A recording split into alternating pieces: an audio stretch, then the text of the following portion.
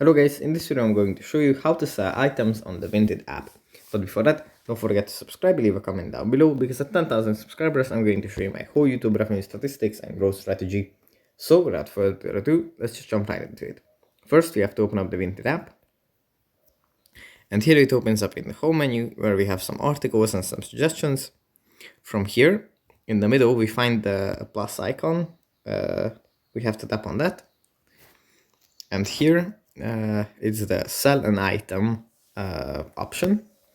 Here we can add the title, what are we selling.